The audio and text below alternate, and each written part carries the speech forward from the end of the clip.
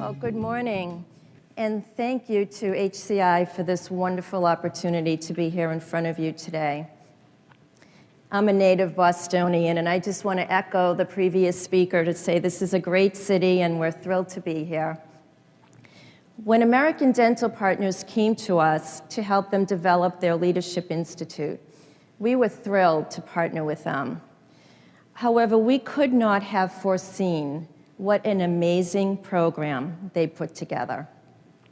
As someone who has spent a career helping organizations develop outstanding leaders, I was truly impressed, and I am completely inspired by what they have done. I can tell you the inspiration of Greg Sorreo, the CEO, coupled with the work that Patricia Duncan has done, an amazing vision, and just an amazing organizational camaraderie to come together, to pull this together, has been just overwhelming, and I'm so moved by what they have done. Hay Group is truly pleased to be a partner in this journey, and I am thrilled to introduce to you the woman behind the initiative, Vice President of Organizational Development for American Dental Partners, Patricia Duncan.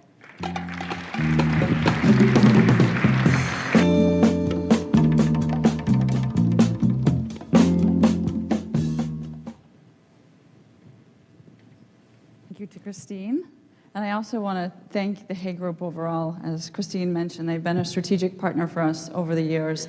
And as you'll see through our work of the Leadership Institute, a lot of their work has become the foundation of our program. So thank you very much. All right, so who is American Dental Partners? Well, I'll keep it simple. It's a very complex business, but American Dental Partners, we are a dental practice management company. So what does that mean? We, first of all, we've grown through acquisition primarily over the years, although more recently over the last probably 3 to 4 years, we've had a lot of organic growth, but we're a size of roughly 4,000 people across the United States, and we are locally branded, which means that in the states in which we do business, so there are 20 states across the United States that we do business, we are locally branded, and you can see there are all the various brands that we're associated with here. So we acquire dental group practices, and what we do is we provide the non-clinical, or we manage the non-clinical business aspects. So we manage technology, we manage people, and we manage capital. And what this allows dentists to, in turn, do is they can then focus on what they do best, which is caring for patients. So we take care of the business, and they take care of the business. They take care of the patients, and it's a marriage made in heaven. You can see that we are located all across the United States, just indicated by these blue dots, which creates a lot of challenges for us. Our corporate headquarters, if you will, although we call ourselves a resource group, corporate headquarters in our organization is somewhat of a dirty word. So if Greg heard me say it, he wouldn't be proud of that. But we're a resource group, and we operate out of Wakefield, Massachusetts, so I am also local and proud to be part of this great area, New England area. And some of the challenges that we face as an organization is, as we acquired dental group practices across the United States, as you all know, I'm sure many of you have been involved in mergers and acquisitions. When people come on board, they already have their cultures established. They already have their norms established. You don't say, welcome to American Dental Partners, here's your new culture, right? So that takes time. So that was one of the challenges that we face is, how do we parlay and help people internalize our culture that was so near and dear to who we are across this challenging business environment. The other challenge that we had is we're in the dental business. We provide dental care. We're actually in the service business, I should say, but in the service business, we provide dental care. And the dentists, when they come on board with us, they're largely accustomed to being independent, controlling, making decisions. And when they come on with American Dental Partners, a lot of that changes, right? Because we, again, manage the non-clinical aspects of the business, the technology, the people, and the capital. So their world changes too, and that's a big transformation for them. And then the last challenge that I mentioned, again, because we are geographically dispersed, and the fact that we are patient-facing, the majority of the 4,000 plus people in our organization are facing face-to-face with patients every day. They're not sitting in front of computers, they're not sitting in meetings, they're not available for WebExes and conferences, and so communicating with them is very difficult. So as we thought through this challenge of, in order to have a successful and enduring organization, how do we do that? And we knew we had to bring everybody together to create this one voice and this one culture. And that's where the idea for Leadership Institute came from. I'd like to share with you a quick video from our president and CEO, Greg Sorreo, and share his thoughts on how we came to introduce the Leadership Institute to American dental partners. So we could see the video, please. The inspiration behind the Leadership Institute came from our real desire to build a company that would endure for many generations, and a company that, so to speak, is built to last. We, in about 2001 timeframe, had started to do a lot of work around what made great companies great, and one theme that was consistent through all of these great companies is they cultivated leadership throughout the organization. And that makes sense when you think about it, because how else can you have a company go on for generation if you don't have succession plans in place, and you can't have succession if you don't cultivate your leaders. So we thought about what leadership meant to us, what type of leadership we wanted at the organization, what type of leadership was enduring leadership. And we thought that the kind of leadership we wanted was motivational and inspirational leadership. People that can motivate and inspire others to go beyond what they thought they can achieve on their own.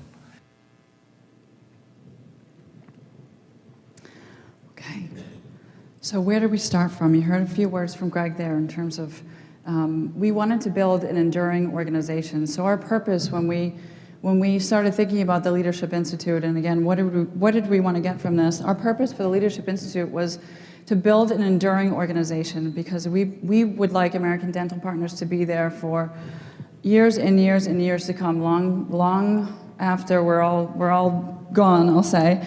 And how do you do that? How do you create that enduring organization? Well, of course, you do that through the people in the organization. You do that through leaders. So our purpose with Leadership Institute was to achieve that, we call it, our BHAG, our big, hairy, audacious goal is to achieve that enduring organization through the development of our leaders. And in turn, our organizational goal, so that was our goal for Leadership Institute, or our purpose, I should say, but our organizational goal is to deliver on an exceptional patient experience. And so we'll do that through our people, right? Again, we're in a service business. So in a service business, you deliver your product, if you will, through your people, okay? So commitment to exceptional patient care and experience is always in front and center in all that we do. And to build this enduring organization, we've heard a lot over the last day and a half here about the importance of culture, right? And we're no strangers to that. We also know and believe how important culture is to the success of an organization. And we have an extremely strong foundation in our culture. And our term for our culture is called healthy organization. And our healthy organization culture is founded on 4 principles. The first is building cohesive leadership teams, which again was one of the goals of Leadership Institute, is to work to build those cohesive leadership teams. It's to establish organizational clarity. It's to over-communicate, and it's to ensure that our human systems support that healthy, all that we do in that healthy organization culture.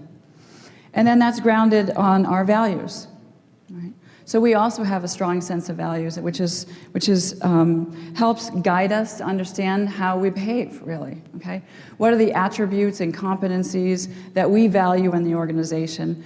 And that became the foundation for our Leadership Institute program. If we start here and we get to help people to internalize that culture and our value systems and who we are, who we want to become, we want to be this enduring organization. We want to make sure that front and center is our commitment to our patient care so that we can improve oral health care in the communities that we serve. And that's our vision.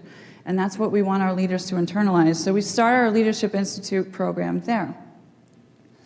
This is a high-level overview of our program, but if we start there, we start to internalize, our culture, our value systems, and who we are as an organization and where we want to go within the people in our organization. And once they start to internalize that, as you know, they become role models of it.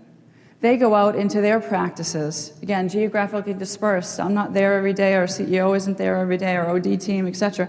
We're not with these people who are patient-facing every day. And so what we need to do is we need to get it here for them, so that when they go out and they work with their teams and they care for patients, what we value is right here. So we start there. And then you see these sort of boxes here, if you will, which is, in turns, our partnership with the Hay Group, where we established this, and really the credit goes to the Hay Group here for this content. But what we did is we partnered with them to develop it in a way that is meaningful for our business. And we focus on motives and values. We focus on emotional and social intelligence. And I'll say that emotional and social intelligence for us is really the cornerstone of our program. It's where people make connections with their strengths and their areas for opportunity. And it's where people start to learn how to manage themselves. Because first you have to learn how to manage yourself before you can manage others, of course. And so that's really the cornerstone of our program. But actually where we start, and we do this purposely because we want to hook people right out of the gate, is we actually start with climate. And just maybe give you a simple context for climate. Climate is the environment or the atmosphere that we as leaders create. So when we talk about climate, we're not talking about organizational climate in the sense of what the organization creates, but what you as a leader creates. So in the Leadership Institute, we start with climate, and we start by, they actually go through a survey process. They take the organizational climate survey, again, a tool through the Hay Group that we use, and they get feedback on their very second learning module of Leadership Institute. And what they learn is the climate that they create, the perception of the climate that they create. And what that helps is get them immediately engaged in, oh my goodness, this is what I'm creating? Good or bad, right? And a lot of times what we see is very positive, but there's always opportunity, and a lot of times we see a lot of opportunity, I'll say. And so that's the hook. As soon as they say, oh my gosh, this is what I'm creating, what can I do about that? How can I be a better leader? Then we start to move through the leadership styles and the emotional and social intelligence and the motives and values, so they know that it's their behavior and how they react and how they behave in situations that drives climate. And they start to understand the triggers of what's going to move the needle to create a more positive climate. And when you do that and you start to understand the foundation of all of that, you start to see how you can move the needle on results. And again, for us, remember, results is delivering exceptional patient care through building leaders in our organization so we can have an enduring organization. And oh, by the way, if people are happy and they're in a positive climate, they're going to give patients that better experience, and then the revenue will come, right? So we look at that as an outcome for our results. So we start them on this journey and this foundation of understanding, again, the impact that they're having on others, and give them lots of tools and resources to better manage themselves. And we spend time on how can they more effectively communicate as leaders, and we use a program called Social Styles to do that. And we spend a lot of time on conflict management. We all know that conflict management is a very important part of our lives, right? Not only our work lives, but our personal lives. And we help them to learn techniques and ways to better manage through conflict. And listening. Listening, as we all know, is part of the foundation of what makes good leaders great. And it's one of the probably least taught skills, I'll say, out there. And so we spend a lot of time on listening and, of course, influencing. It's especially important in our business model, but for any leader, influencing is important. Anyone who has the opportunity to impact another has an opportunity to learn here for influencing. So I could literally spend a day talking to you about all the content of our program, but I wanted to give you a high-level overview of what we cover in our Leadership Institute program, and this is that snapshot. Okay, so who participates in our Leadership Institute program? When the Leadership Institute was first introduced, which was back in 2005, I actually joined the organization in 2008, but when Leadership Institute was first introduced, how we selected people to participate in the Leadership Institute program was really more management selection.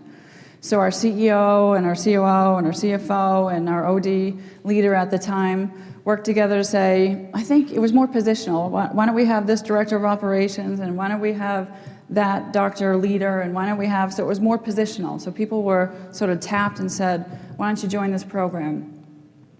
And when I had an opportunity to come on board in 2008 and evaluate the program and to get some feedback, one of the things that I learned is everybody that was in the program didn't necessarily either A, want to be there, or two, deserve to be there. It's a significant investment that the organization makes in individuals, and it's frankly, it's a privilege to be there. And I saw that some people were taking advantage of that. So we looked at how can we build more rigor in our system to ensure that we have the right people, that we're investing in the right people across our organization. And that led us to create what we call a nomination process. And what the nomination process consists of is we now have a senior leader across the organization, either clinical or non-clinical, actually nominate someone for Leadership Institute. And we established a set of criteria that they have to meet. So a senior leader in our organization nominates somebody.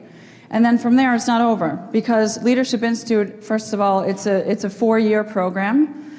And so it's a long journey, and it's a very significant time commitment, not only from in terms of attending classroom and whatnot, but a time commitment outside of the classroom, because of course you have to apply what you learn. And so we added what we call an essay process to the nomination process. So once you're nominated and you meet this set of criteria, you're then invited to complete an essay. And the essay asks you things like, what does leadership mean to you? What would you like to get out of this experience? What do you believe to be your strengths and your leadership style? And what experiences have you had that have impacted you in a positive or a negative way that has helped form who you are? So we have them write an essay. And that does a couple different things. One, anyone who's not willing to take the time or energy to write the essay filters themselves out. So that's great. So if they don't want to take the time and energy to complete the essay, they're not considered for the program. And that filters out anybody who's not in it for the right reasons. The second thing it does is it helps for people who continue and go on to get selected for the program. It helps them focus on what they want to get out of the program. So it helps to start that whole process of what's important to them and what do they want to change. And then lastly is it helps us to make our selection decisions. So myself and our CEO and our COO and the other folks involved in the Leadership Institute program and the organizational development team, we all read the essays, we meet together as a group, and we discuss the quality of the essays, and we select participants.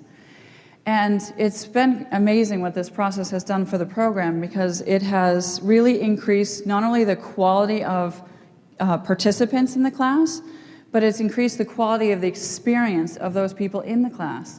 Because the people who are there for the right reasons, and they want to be there, and they want to learn, and they want to grow, and they want to develop.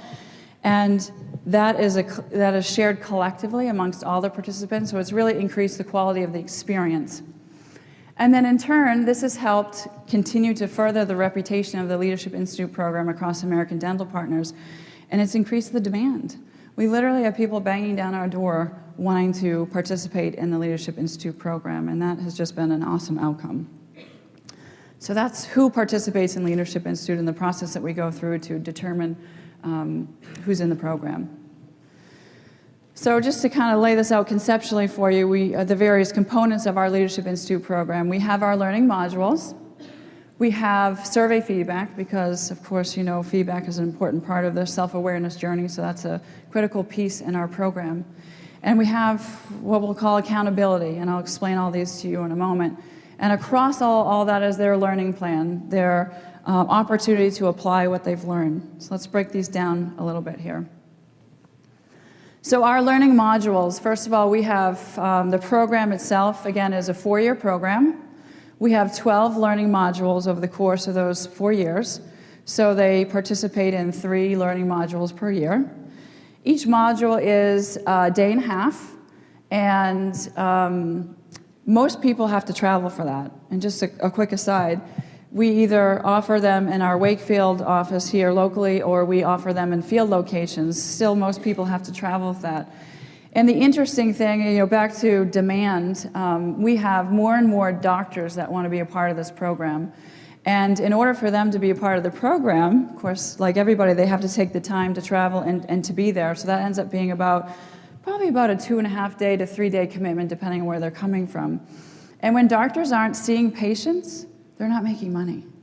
So they elect to participate in this program and give up that precious time, if you will, the production time, we call it, and they're not making money while they're there. And we're seeing the increase in demand and doctors' participation going up and up despite that, which is, again, quite awesome. So the 4-year program, 12 learning modules, day-and-a-half commitment, 3 per year, kind of give you the construct of the program. And then let me break down for each learning module, how do we build each learning module? Well, first of all, we start every module with a review of the previous module to reinforce what they've learned.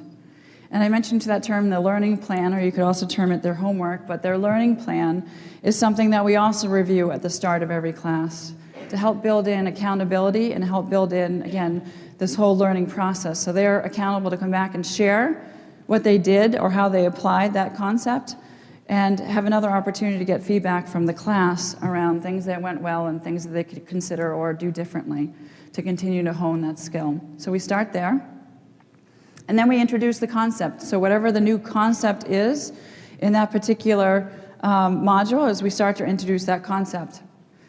We have, like others, we're very rich in exercises. We believe very much in sharing conceptually what this is and then having people start to apply it. So we do that in the classroom, we do that outside the classroom.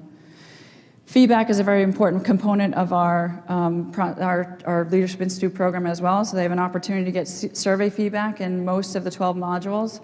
And then they incorporate what they've learned and what they're going to work on into this learning plan. They leave us and they go apply it. So let me just talk you through one of our modules that we have is centered on motives and values. So of course we start by reviewing what we did in the prior module and sharing of their learning plan. And then for this particular module, we get right into an exercise when they start, and this comes a little bit later in the program. So they already have, great bonds and relationships with those people in class. But we start with an exercise. We have all these beautiful personal pictures laid out on a table, and we ask them to go select one of those personal pictures and to write a story about it, and to write a story about why they connected with it, what was meaningful to them in that particular photo, and why they connected with it. So at the onset, they think the purpose of this is just that, to write a story, talk about why they connected with it, and share that, which is what we do. But we actually come back to this later on in the program, and I'll tell you that in a moment. But in selecting that picture, writing the story, and sharing the meaning, it just opens the class right out of the gate for people to be vulnerable, to start sharing, and to start sort of letting people in to what's in here. And that sets a sort of a tone and a dynamic in the class that's really quite awesome. So then we move into teaching conceptually about motives and values and the difference between motive and a value and how those drive behaviors. And we set all that up. And we actually come back to that exercise that I mentioned, the personal picture exercise, and we start to help them understand through stories and through their writing how they can, I'll use the Hay Group word, the decode their motive. So they can start to learn what are their underlying beliefs that drive their thoughts and their behaviors. So when they write that story at the beginning, they don't necessarily know they're going to learn how to decode that, and that's exactly what we do later on in the module. So they learn all about motives and values. We do another great exercise around where they spend their time, and they do a lot of reflection around what their role requires and if they're spending their time in the right places, essentially, and that's another great exercise. But what I want to share with what we conclude with in this particular module is what we call an empowering speech. So in class, each person has an opportunity to write an empowering speech. And as leaders, there's 3 primary motives, and one of the motives that we want to operate from as leaders is our power motive, which is empowering, okay? So we teach them how to communicate through this power motive. And there's this exercise that's centered around, we call it the head, heart, and hands message. So they construct a message in class that hits the head, gives people the big picture, hits the heart, connects with people emotionally, and hits the hands, which is the call to action. What do you want people to do as a result of what you've shared? And in this particular module, I'll share a story of a doctor who constructed this message in class. And part of their learning plan is they construct it in class, they share it with their accountability partner in class, which I'll define in a moment. It's someone they're sharing with and getting feedback. And then they actually role play it for the class, and the whole class gets an opportunity to give them feedback. And then when they leave that particular module, they have to then go out and deliver it. And this one doctor, I'll give you an example, he constructed that, he did all that in class, and he went out and delivered it to his dental group. He was a doctor leader, or what we call an owner, in this particular dental group. And what he shared was just powerful and impactful, and it made a huge difference in the climate and really the culture at the dental group that he was a part of. What he shared was a personal experience of his. He was having a pretty significant medical situation in his own life. And so he was receiving care through a number of different hospital systems. And through that experience, he started to think about, you know what? I'm a provider, and now I'm a patient. And he started to see through the lens of, or the eyes of a patient, what's important when receiving care and what's important to people, how to treat them, how to address them, how to interact with them, how to put their needs first. So we started to see that from the eyes of the patient. You see there's a very personal story about that. And what he's realized is his dental group, the dental group that he's worked for a number of years, has lost their way. And they're looking through their lens of their provider lens and what they need, and have lost sight of that patient focus. And what he did is he asked those dentists to remember why they got into the field in the first place and what they set out to do. And he connected with them with that emotional story about himself personally. And then he asked them to change. And he said, we need to get back to our roots of why we became dentists in the first place. And these words and this value system and this culture can't just be on the wall. We have to live it. And he set sort of that call to action for everybody to change. And an outcome of that has been over time that we have definitely seen that occur. And one of the outcomes of that is the patients, one of the things patients want in our field is they want evening and weekend appointments. And the providers were unwilling to do that because it inconvenienced them.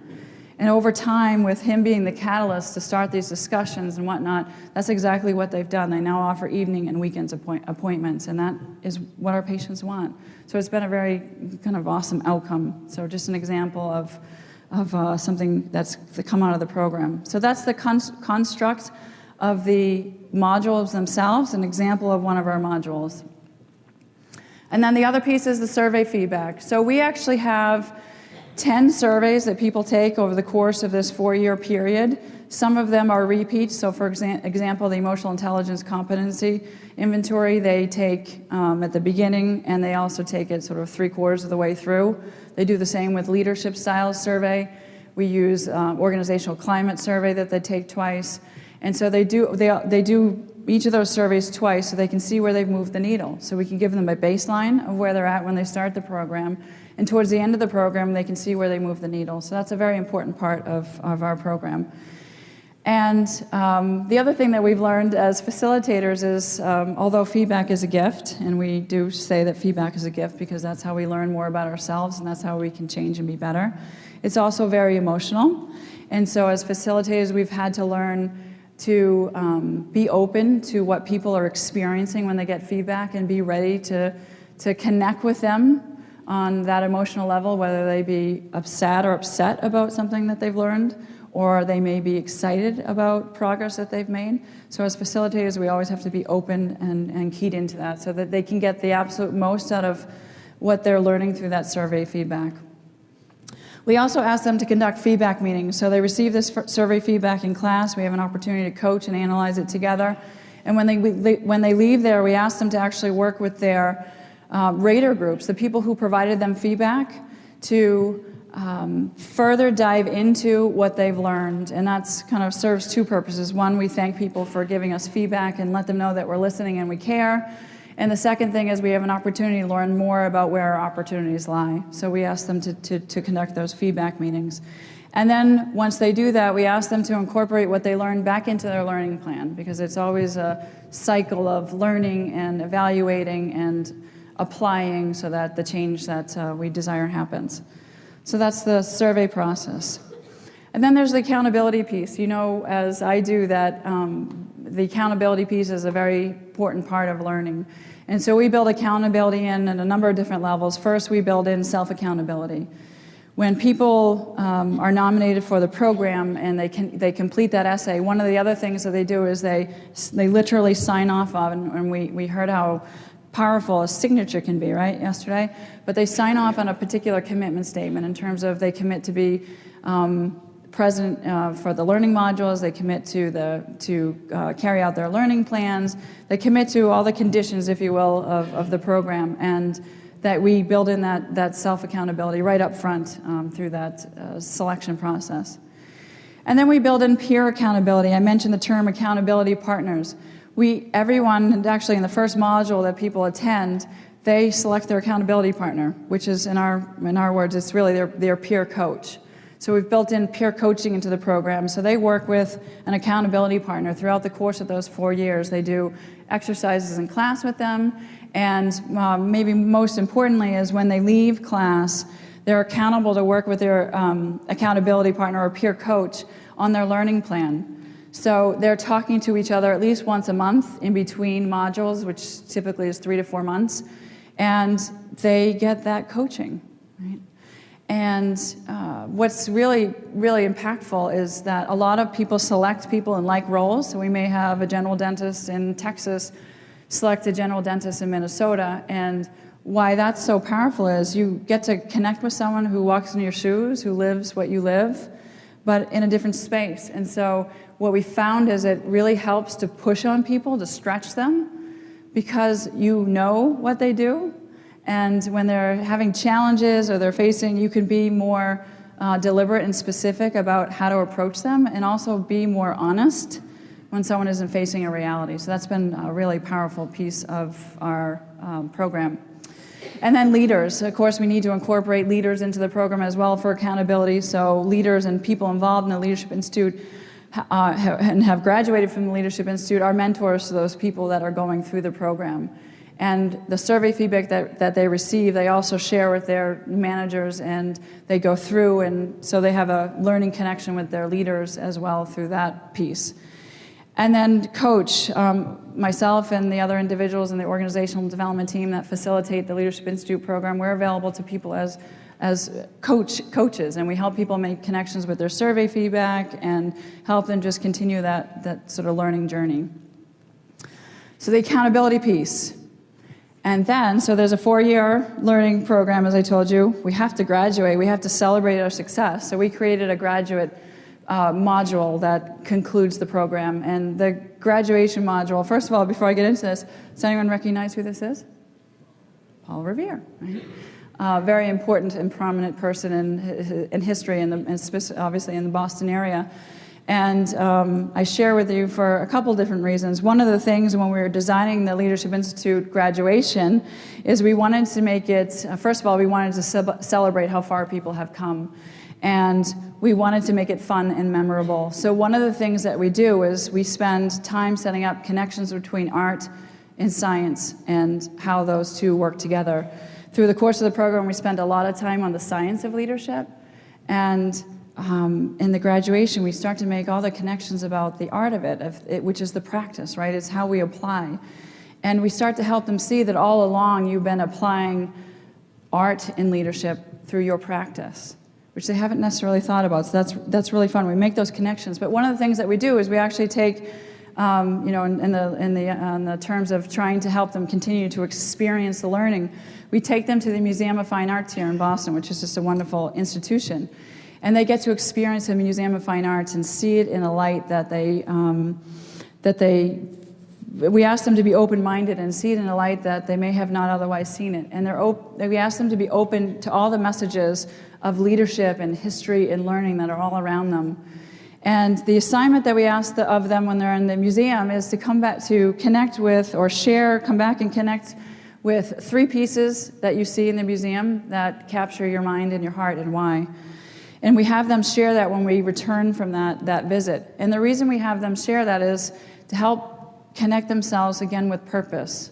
What hit them here and why, so they can start to unpack, I guess, I don't want to be deep, but their meaning of life.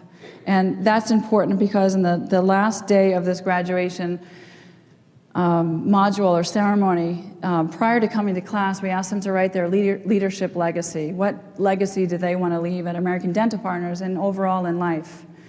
And that visit to the museum opens their hearts and helps them connect with their meaning and the reflection they've done to create that leadership legacy. And they do share that with the class, which is very powerful. And the reason we do that is there's a lot, and I can't get into all of it just today, but most importantly is when they leave our program, we want them to leave with a guiding light, a roadmap, a vision of who they want to be, their ideal self versus where they are today. And we've given them the tools, the skills, and the abilities to get to be their ideal self. Now they know what that is, and that provides the roadmap for them when they leave the classroom environment, if you will, the program, to continue that learning. So that's how we conclude it. And how does this all string together? Well, we have some things that we call non-negotiables. We do demand, I'll say, and participation. We ask people to be involved in the Leadership Institute in mind, body, and spirit, and to be present. And that's a very important piece of it. Of course, everyone commits to maintaining confidentiality. Through the course of that 4 years, there's a lot of information shared around challenges, organizational challenges they have with various people, and so on and so forth. You can imagine what's shared. And so they have to commit to confidentiality. And the way that we get people to buy into that is through a rules of engagement process. So their very first class, we set up rules of engagement, and I don't tell them what they are. They tell me what they want their rules of engagement to be. What do they expect of one another? What's acceptable and unacceptable? And we put those, and each class creates their own rules of engagement, and they always hit the key things that are important. And we put those up at the beginning of every module to remind people, these are your rules of engagement. And that's what strings all this together. They've got to be open to learning, and they have to be open to being accountable and working with their accountability partners. So we call these the non-negotiables, which really create the culture for Leadership Institute, which is very closely aligned to the culture of our overall organization. And that's kind of the behind the scenes that makes it all work. I'd like to share with you a quick video when we were creating this. One of the things that we thought we should share with you are what are the benefits that people have experienced from the Leadership Institute. And instead of me sharing that with you, I wanted you to hear from one of the participants in the Leadership Institute program, Dr. Stephen Knoll. So if we could share that video. So these are key words. We learned a lot about climate in leadership, and what type of climate you create. And that was something that I had with no awareness of, that I was creating a climate, the way I acted, the way I led. First, I learned that I was way too directive. I really needed to learn how to listen to people and incorporate what they were saying with my ideas, rather than just saying, okay, I agree with you, or your idea is no good. That really is not a way of getting buy-in with people. It's just been a blessing for me to meet people from other areas of the country that are having the same issues.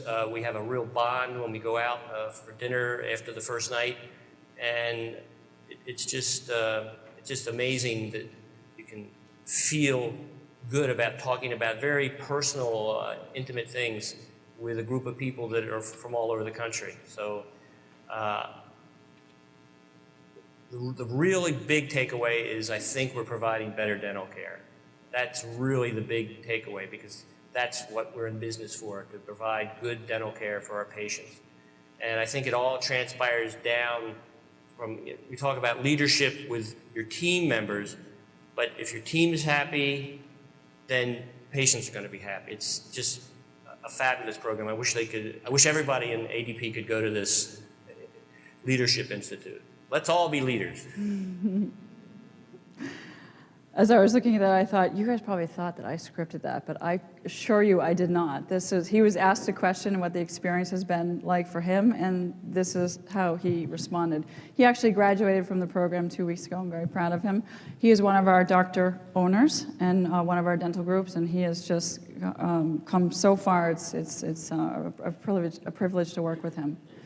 So our business results, of course, this is a big investment, right? So what are our business results? What are we getting from this investment? And we are getting leaders like Dr. Stephen Knoll. When he started with our organization, actually, my very first experience at American Dental Partners, I was at an American Dental Partners conference, and I actually sat near him, and I didn't know who he was. And we were talking about convenience and, again, this notion of weekends and evenings for patients, and I heard him whisper to somebody, I'm not doing that. Been there, done that, not doing that. And I thought to myself, oh boy, we have a long way to go in this organization. Not only has he done that, I mean, you hear him say, I didn't know what climate was, I didn't know I created it, right? So the impact is people now know that they create climate. They now know that the climate they create is what drives people, what creates high performance or drives dissidence, right? So we've had a tremendous leadership impact across the organization. We've helped people to enhance their emotional intelligence, their leadership styles to drive that energizing climate. And again, the more energizing a climate is, the more motivated and inspired people are, the happier they are with one another, with the organization, the better care that they're going to give to patients. And as you heard him at the end, it's about a better patient experience. So we've had just a tremendous business impact from the Leadership Institute. I'd now like to share with you another person, another graduate of our Leadership Institute program, Jana M, an operations manager from our affiliate in Minnesota Metro Dental Care. And before actually we cue this up, just a quick aside, if you look at Janet when she's talking and she looks emotional to you, it's because she is. And when this was filmed, they asked her the question, what has the Leadership Institute done for you? Before she got a word out, she started sobbing. And so they literally had to stop rolling. She collected herself, and then they taped her. So here she is. My biggest takeaway from the Leadership Institute was learning early on about managing myself. And being able to do that, I was able to be more self-aware and really take a look at how far I was able to take my teams.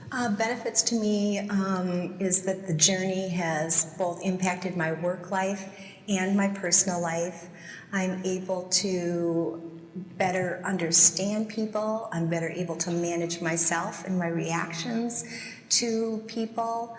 I'm more in control of my journey. I have a vision. I know what I want to be, and the Leadership Institute helped me just not go through the motions of following the path that was laid in front of me and actually having some control of that. I also have the benefit of working with a group of directors and operation managers who've all been through the Leadership Institute, and it's a wonderful group of people, and we get together for a couple hours every Monday, talk over the business, and we remind each other all the time that people come first. When we're having those conversations, we really need to make sure that we keep that in mind and that we're attacking the issues and not the people.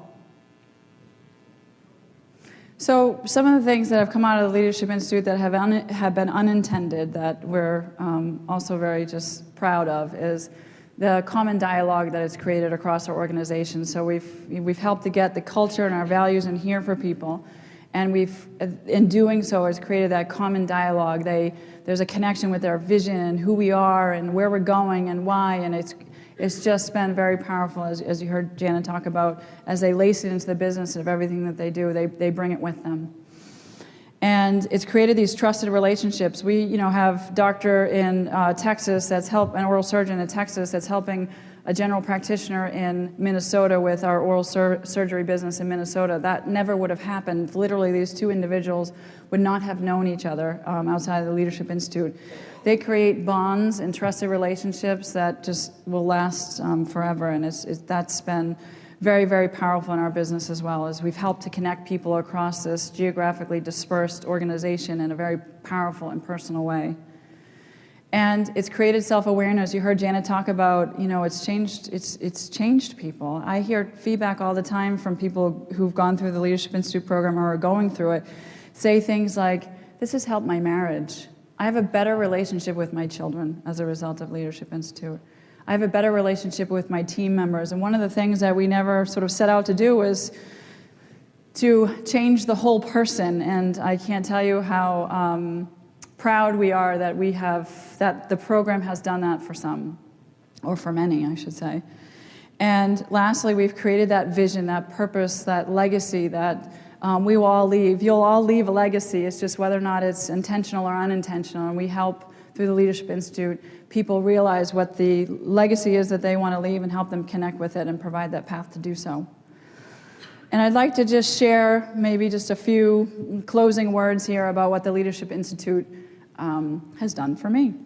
And what the Leadership Institute is funny because when we not funny maybe, but maybe sad, but when we graduate, it's a bittersweet moment for me when we have classes that graduate because I too am on that journey with all of them through that 4-year period. And I connect with them, and I also am part of that group, and we create those trusted relationships and bonds. And when they're graduating, they're all thanking me for everything I've done for them, and the other wonderful professionals that I work with on my team thanking us. And I literally turn to them and I say, no, thank you. Because first of all, as a professional in this space, having the opportunity to do something like this is incredible. So that, first and foremost, has been very powerful for me. And second is, I believe, and this is what we teach our leaders, that you can learn from everybody. And I can't tell you how much I have learned from them, and which has helped me in my work life and in my personal life. So the Leadership Institute has been just an incredible, incredible experience and journey for me as well. I encourage you all to consider how you can bring programs like this to your organization and how you can impact people and sort of that whole person and connect them with not only your organizational culture, your values, your vision of where you want to go with, but where they fit into that, their ideal self, and how you can help them get there. So thank you for the opportunity to be with you here this morning, and I wish you the best.